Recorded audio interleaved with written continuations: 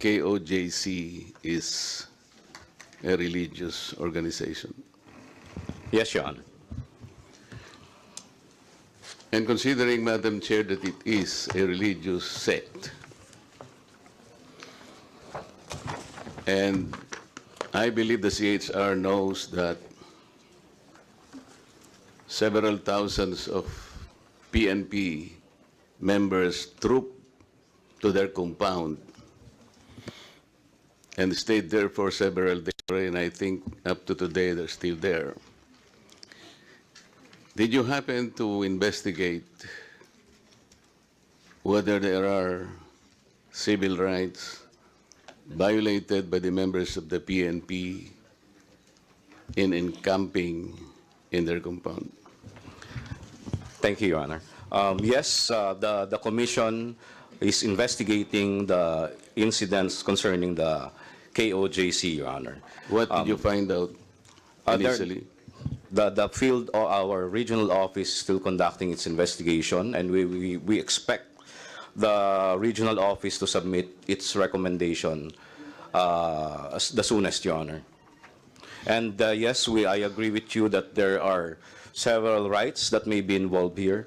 One of which is, as you mentioned, the religious freedom of the KOJC members, and there may be other civil liberties that may be affected, Your Honor. Yes, and earlier, Madam Chair, we noted that the CHR acceded to one of our interpellators' proposition that preventive is the better side of the CHR's function, correct? Yes, Your Honor. And before everything else happened, like what you said, that there might have been several acts already done in violation of their civil and political rights, did you not bother to at least post some of your members or anybody there even before the events unfolded so that we could have prevented most of it, if not all? We had, Your Honor. In fact, we assigned at least 3 investigators in the area, Your Honor, as early as September 1. Did they have the power to restrain or even advise the members of the PNP as to the action that they should do in relation to possible violations of their political and civil rights?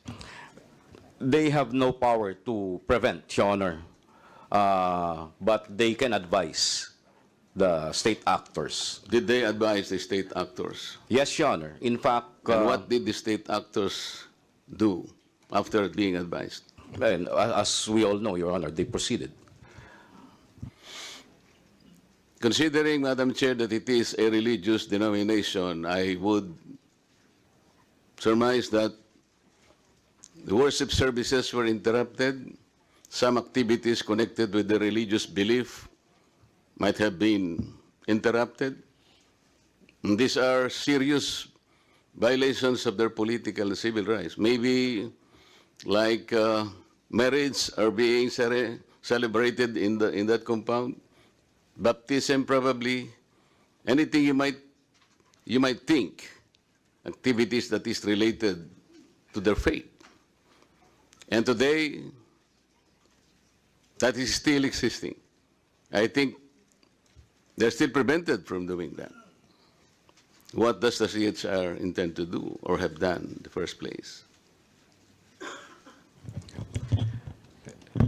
Our regional office, Your Honor, is currently investigating the situation, monitoring the situation, and in fact, we already investigating and monitoring, Mr. Chair, different ones, Your Honor. is not good enough.